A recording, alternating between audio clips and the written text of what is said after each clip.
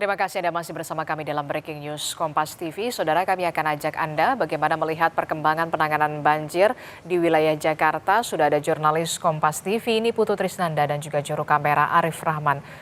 Selamat pagi Putu. Putu, kami ingin mengupdate lagi bagaimana penanganan banjir di Kampung Pulo, Jakarta Timur yang tadi Anda sempat laporkan ini memang sudah surut. Bagaimana penanganan banjir di sana? Posko pengungsian apakah memang ada fokusnya, lokasinya di mana dan seperti apa? Apakah ada pendistribusian bantuan di sana, Putu?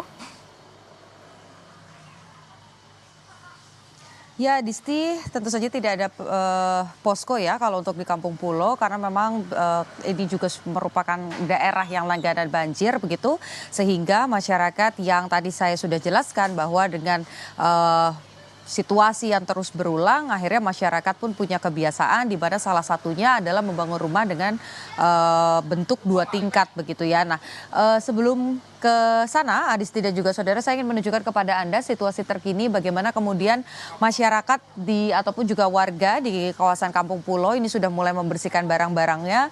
Tadi yang visual Anda saksikan saat ini misalnya ada kompor, kemudian juga ada barang-barang, ada juga alat memasak yang sebelumnya ini sudah dicuci, kemudian sudah dibersihkan. Dan kalau tadi sebelumnya saya sempat melaporkan bahwa memang masyarakat ini sudah mulai membersihkan rumah dari waktu dini hari, dicicil begitu.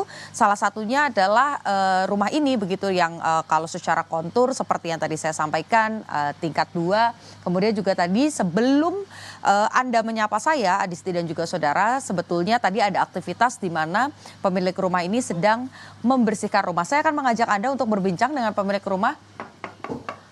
Selamat siang, Pak. Pak, boleh saya minta waktunya sebentar, Pak? Enggak, Pak. Mohon maaf sekali saya ganggu waktunya untuk bersih-bersih. Selamat siang, Pak Saiful ya? Ya. Pak Saiful, ini boleh dijelaskan, ini kan rumahnya tingkat 2 nih, Pak. Ya. Waktu kemarin banjir, itu ketinggian airnya sampai setinggi apa, Pak? Oh, setinggi itu. Ya. Itu di jam berapa dan waktu itu Bapak lagi ngapain? Sore. Dari siang terus naik sampai sore. Oke. Sampai malam. Nah, ini kan ada 2 lantai ya, Pak. Boleh dijelaskan, Pak, ini lantai 1 ini biasanya digunakan untuk apa? Oh. Kosong aja, begini aja. Ini kan kamar mandi, di atas tempat tidur. Oh, berarti barang-barang semua sudah disimpan di atas. Boleh saya izin untuk lihat ke atas juga, Pak? Seperti apa? Berarti sertifikat, kemudian bentar, Pak. Sebentar. Nah, berarti lantai 2 ini memang sengaja difungsikan untuk menyimpan barang-barang berharga. Oh, di sini kosong aja begini. Boleh Pak sambil jalan dijelaskan kira-kira di lantai 2 itu biasanya aktivitasnya apa saja, Pak? Ini tempat lemari, tempat tidur. Udah begitu aja. Oke. Kemarin waktu banjir tentu kan yang harus diselamatkan tuh barang-barang berharga seperti barang elektronik, handphone, apa segala macam begitu, sama sertifikat ini disimpannya di mana, Pak? Di dalam tas. Semua ditaruh di lantai 2 ya, Pak? Iya, lantai 2 ini begini aja. Oke. Berarti ketika banjir ini kan tadi saya sempat berbincang dengan salah satu warga, ini disampaikan bahwa kalau setelah ada tanggul itu tidak ada banjir. Besar. Iya, kalau setelah ada tanggul nggak begitu besar. Nah, tapi apa sih Pak alasannya Bapak tetap tinggal di sini? Kalau boleh tahu udah dari tahun berapa, Pak? Dari tahun 90. Oh, dari tahun 90. Nah, ini kan sudah langganan banjir ya, Pak? Iya. Kenapa Bapak tetap memilih untuk tinggal di Kampung Pulo? Karena nggak ada tempat lagi. Gitu. Kalau ada tempat di luar mah mungkin mau juga. Sehari-hari pekerjaannya apa, Pak, kalau boleh? Saya wirausaha. Oh, wirausaha. Pilihan untuk misalnya ada opsi ke rusun gitu. Iya, bisa ke rusun. Ada syaratnya apa, misalnya harus dekat supaya kerjaannya juga mudah gitu, Pak? Iya, pokoknya di daerah Jakarta aja. Iya. Oke, baik.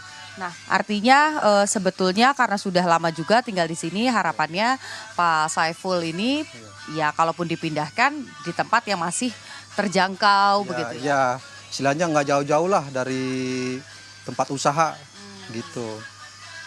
Kalau sekarang tempat usahanya di mana, Pak? Di pasar Jatinegara. Oh, di Pasar Jatinegara. Jadi Iya. ya di dekat-dekat sana Kan ya. sini kan iya. Oke, baik. Nah, Pak, boleh saya naik ke atas ya, Pak ya? Ini berarti tempat Bapak beristirahat ya, Pak? Iya. Oke.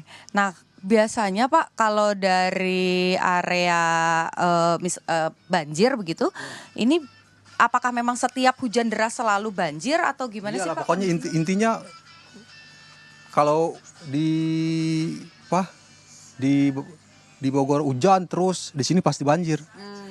Kalau di Jakarta hujan di Bogor enggak bakal banjir. Oke, berarti memang kiriman ya Pak, Kiriman bukan aja. karena intensitas yang deras kemudian banjir Enggak, gitu ya. enggak.